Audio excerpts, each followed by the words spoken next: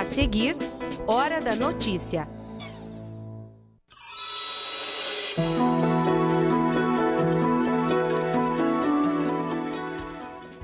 A visita do ex-presidente Lula a Passo Fundo vai parar na Justiça. Esse é o assunto do quadro Fatos Políticos de hoje. No Dia Mundial da Água, nós vamos falar que um dos principais problemas da nossa região é o lixo nos rios. Você sabe o que fazer quando uma criança está na sinaleira pedindo dinheiro ou quando encontra pessoas na rua que precisam de ajuda? Nós vamos falar sobre este assunto com o secretário de Cidadania e Assistência Social de Passo Fundo, Wilson Liu. E ainda a Páscoa está chegando, algumas pessoas aproveitam a data para aumentar a renda. Hoje é quinta, 22 de março, é hora da notícia.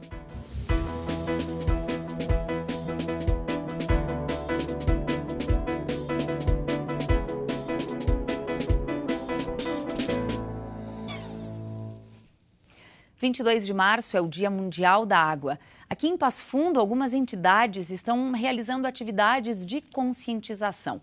Os ambientalistas consideram o lixo nos rios um dos principais problemas na nossa região. A água é um recurso natural indispensável em nossas vidas. O desperdício desse recurso é um problema para todos. E não tem jeito. A principal alternativa é a preservação. Tomando banho mais rápidos, não lavar a louça com a torneira ligada. Quando eu vou escovar os dentes, eu fecho a torneira. Menos torneira ligada, menos tempo a torneira ligada. Não ligar a torneira, não lavar o carro botando água fora. Eu não ligo o chuveiro assim para ensaboar e deixo ligado assim, desligo. Eu sempre estou economizando água assim no caso assim só do que a gente vai ocupar mesmo. Mesmo a comunidade estando ciente sobre os cuidados com a água, ainda existem muitos problemas. E um deles é a poluição dos rios. Tem uma sanguinha ali, um rio, que antigamente até nós lavava roupa ali antigamente. Antigamente era tão limpinha a água que, nossa, agora não dá mais. É um desafio tanto para o poder público, para as prefeituras, quanto para os comitês de bacias hidrográficas. Todas têm uma legislação própria, né? Nós aqui no Rio Passo Fundo temos um plano de bacias que trata algumas ações que devem ser realizadas para melhorar a qualidade da água do Rio Passo Fundo, mas que só isso será possível com a conscientização e participação da população. Aqui em Passo Fundo, na Semana da Água, a Prefeitura, a Agenda 21, os grupos ecológicos e o Comitê Rio Passo Fundo formam uma parceria para desenvolver atividades de conscientização para a população. Nesse momento, basicamente, nós temos atividades em quase todas as escolas, né? Todas as escolas são convidadas a participar, muito em virtude da Conferência Infanto-Juvenil de Cuidado com o Meio Ambiente, onde o tema desse ano também é a água. Então todas as escolas elas estão fazendo atividades preparatórias para essas conferências, palestras, eventos, trabalhos científicos voltados para o tema da água. Temos alguns debates que já aconteceram e temos nessa sexta-feira o tradicional abraço ao Rio Passo Fundo durante o período da manhã, que tem como principal objetivo alertar a população com os cuidados com esse rio. Você já viu algum morador de rua dormindo no chão? Um idoso perdido, algum dependente químico na rua ou alguém que sofreu um acidente?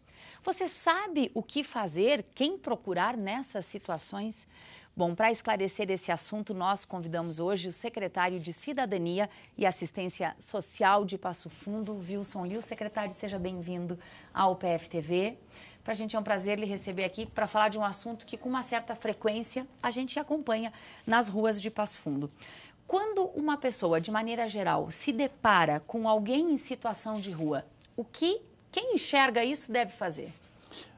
Bem, a Secretaria de Cidadania e Assistência Social, ela é a secretaria que realmente realiza aquilo que o nosso prefeito sempre diz, cuidar da cidade e cuidar das pessoas. E esse é um trabalho muitas vezes bem anônimo, secreto e não muito visto. Mas quando a pessoa se depara com essas situações, liga para a Secretaria 3312-3070 e imediatamente a Secretaria ela olha para a situação e já aciona a abordagem social que nós temos funcionando 24 horas para que ela visite o local. E nessa visita ela tenta estabelecer um vínculo conseguindo, ótimo, e se não, encaminha para as instituições que são responsáveis. Nem tudo é da abordagem social, nem tudo é da SENCS. Tem situações que são da brigada, tem situações que fogem ao alcance da SENCS. Rapidamente, o senhor pode elencar para a gente quais situações são essas que dizem respeito à SENCS? Todas as situações de pessoas em situação de rua, seja crianças, seja jovens, seja pessoas com alcoolemia, seja pessoas com drogadição, tudo isso diz respeito à assistência social, mas nem tudo compete à assistência social a resolver. Então, a primeira abordagem é tentar acolher essa pessoa e encaminhar para que ela possa ter, através dos serviços que a Secretaria tem, o acolhimento, o atendimento e o encaminhamento. Se ela tem dependência, ela precisa ser atendida na saúde. Se ela tem problema de drogadição, às vezes tem que ser com brigada. Então, dependendo da situação, é um encaminhamento. O senhor falou aí do telefone da SENCS, que deve ser, então, a primeira ação de quem enxerga situações como essa que a gente estava vendo até agora há pouco. Esse telefone também funciona 24 horas?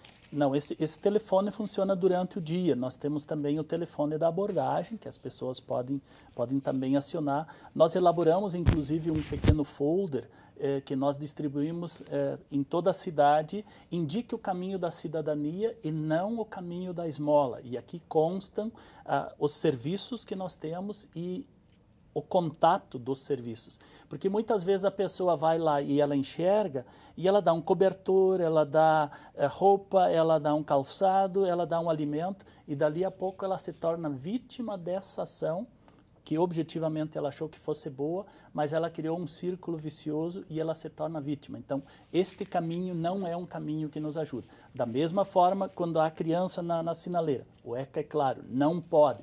Nós temos a situação das crianças indígenas, estamos tratando, dia 16 de abril, agora teremos com o Ministério Público uma tratativa específica para essa situação, porque a legislação tem algumas peculiaridades para eles.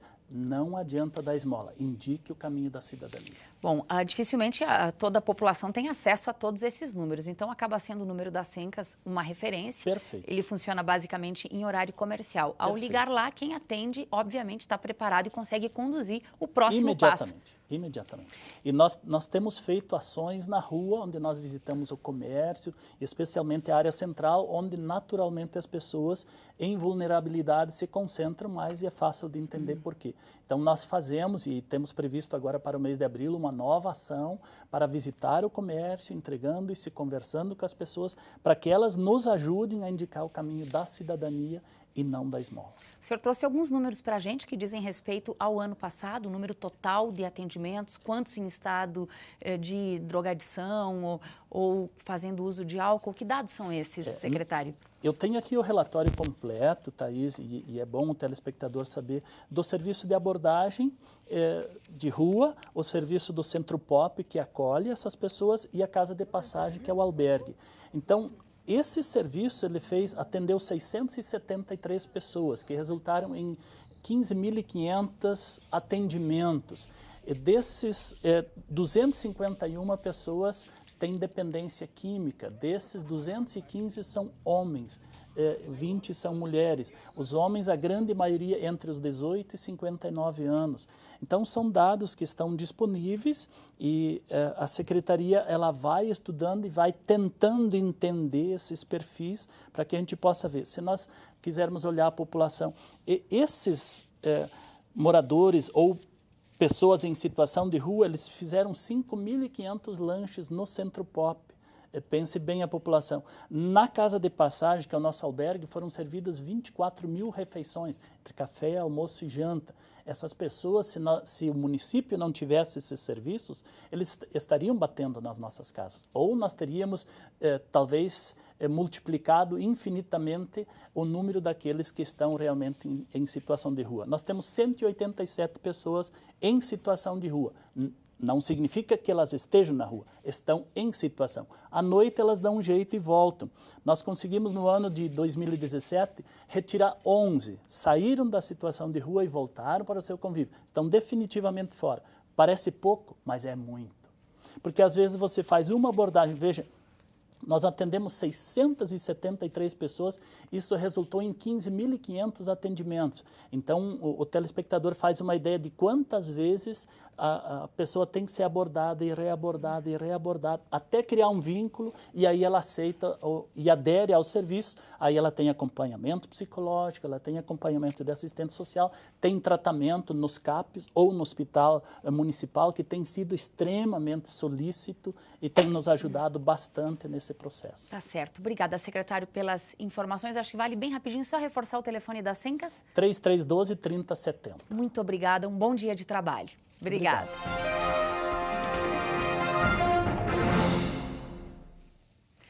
Hoje é quinta, dia da gente ficar por dentro dos destaques da área política do país e da região. Quem traz as informações é a jornalista Zumara Colucci. Zumara. Thaís, a passagem do ex-presidente Lula no Rio Grande do Sul não está sendo tranquila. O ato em Passo Fundo foi transferido de local. Ele não será mais na sede da Universidade Federal Fronteira Sul e passará para a Avenida Brasil, esquina com Bento Gonçalves, nesta sexta-feira, à 13h. A informação foi dada agora há pouco pelo diretório do Partido dos Trabalhadores, considerando aí a ação popular na Justiça Federal, movida por 4 vereadores da cidade, para impedir o uso da sede da Universidade Federal na realização deste ato.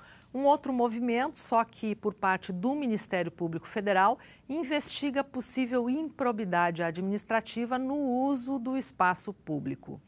Lula começou seu roteiro por Bagé e enfrentou em cada cidade que passou no Rio Grande do Sul protestos de movimentos contrários à caravana e também favoráveis. O PT Nacional pediu mais segurança para evitar o acirramento e o confronto. Em meio a tudo isso, hoje o Supremo Tribunal Federal começa a julgar um habeas corpus preventivo na tentativa de impedir a prisão do ex-presidente. E na segunda-feira haverá o julgamento do embargo de declaração de defesa contra a condenação de Lula a 12 anos e 1 mês de prisão por corrupção e lavagem de dinheiro no caso do triplex do Guarujá. Se o STF negar o habeas corpus preventivo e for mantida a condenação no TRF na segunda-feira, o ex-presidente pode ser preso ainda na segunda-feira.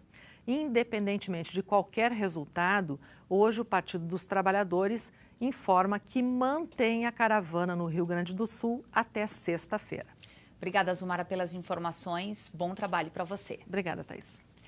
Depois do intervalo, você vai ver que tem muita gente que aproveita a Páscoa para aumentar a renda. Nós já voltamos.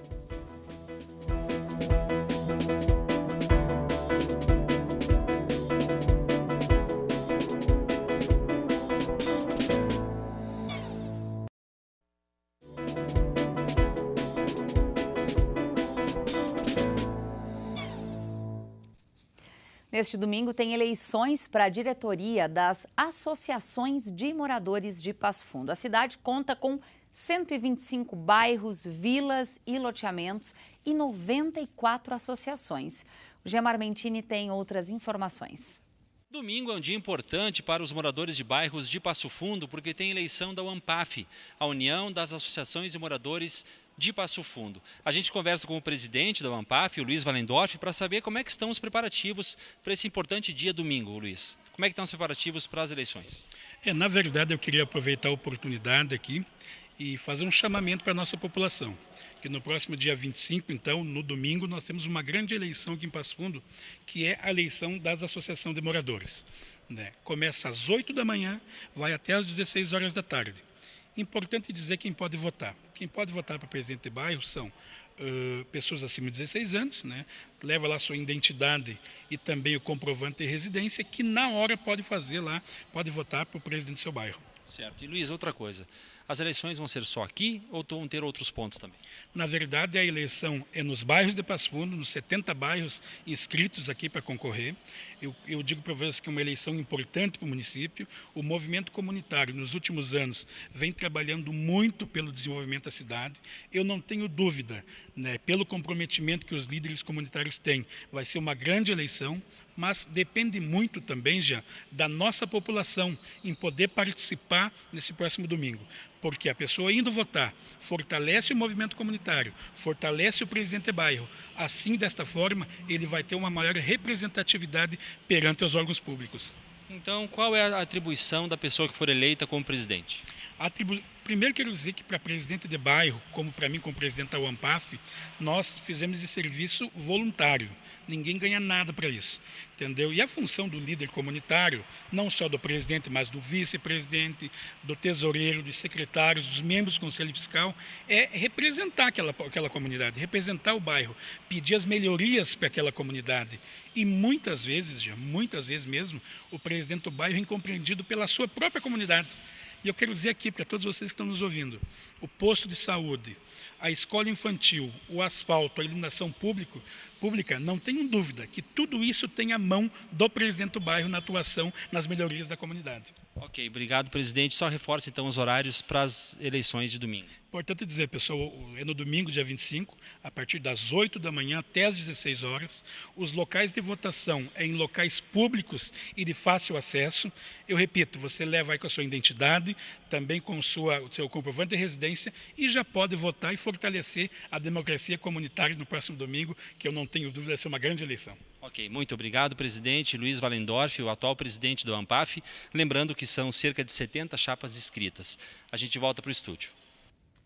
E olha só como foi a comemoração do Dia Mundial da Poesia aqui na UPF. O IFCH, o Instituto de Filosofia e Ciências Humanas da Universidade, se mobilizou para celebrar o dia através do projeto de extensão Book Crossing, onde os alunos participaram de 2 atividades. No Varal da Poesia, foi possível compartilhar poesias conhecidas e também teve espaço para aqueles que quiseram compartilhar textos próprios.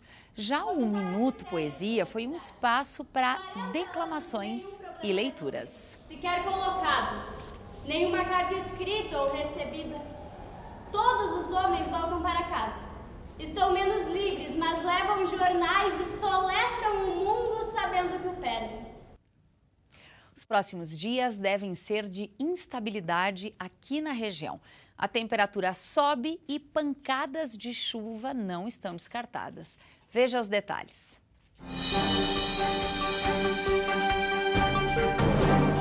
A sexta-feira será de céu encoberto, há possibilidade de chuva fraca. A temperatura mínima é de 20 e a máxima alcança os 28 graus. Para o sábado, o tempo segue fechado e pode ter chuva em pontos isolados. A temperatura mínima é de 19 e a máxima alcança os 29 graus.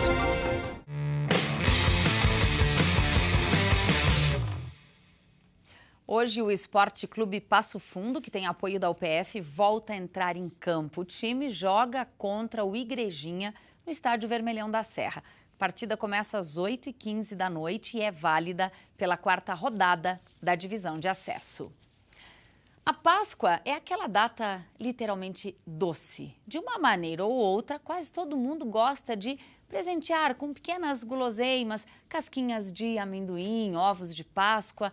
Mas a data é motivo de comemoração também para quem faz dela um momento de agregar renda. Olha só. A Salete é artesã há mais de 30 anos e, como você pode ver, cada detalhe para ela faz toda a diferença. É que ela produz casquinhas de amendoins e tem para todos os gostos.